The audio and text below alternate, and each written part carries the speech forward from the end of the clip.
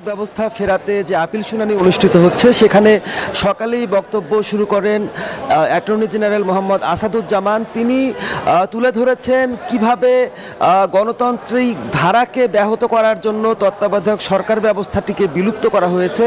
Attorney general তার বক্তব্যে এই গণতন্ত্রকে তিনি তুলনা করেছেন হিরে কোহিনূরের সঙ্গে। তিনি বলছেন যে পৃথিবীর বৃহত্তম এই হিরেটিকে যেভাবে সংরক্ষণ করা হয় যত্নের সাথে, নিরাপত্তার সাথে, ঠিক একইভাবে গণতন্ত্রকে সুরক্ষা করতে গেলে সেখানে এই তত্ত্বাবধায়ক সরকার ব্যবস্থার প্রয়োজন রয়েছে।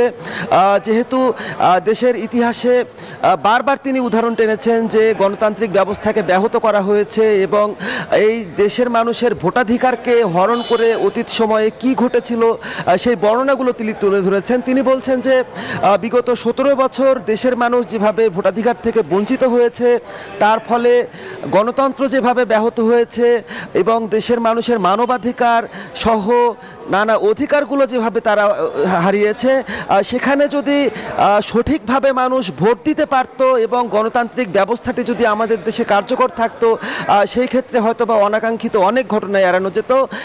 এবং এই শুনানিতে তিনি বিভিন্ন পৃথিবীর ইতিহাসের বিভিন্ন দেশের গণতান্ত্রিক বিকাশ এবং ধারার বর্ণনা তিনি তুলে ধরেছেন এবং এরপরে তিনি মদিনা সনদ, যেটি হজরত মুহাম্মদ সাল্লাল্লাহু সাল্লাম যে মদিনার 8টি গোত্রের মানুষের মধ্যে সম্মিলন ঘটানোর ক্ষেত্রে যে সনদ তৈরি করেছিলেন, যেটি মানব ইতিহাসের একটি অনন্য দলিল, সেই দলিলটি তিনি আদালতে আজকে উপস্থাপন করবেন।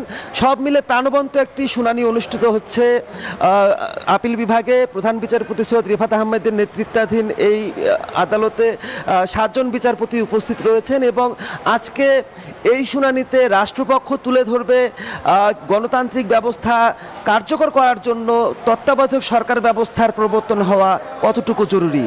এই ছিল আমার কাছ থেকে সর্বশেষ। অসংখ্য ধন্যবাদ মাহমুদ আপনাকে।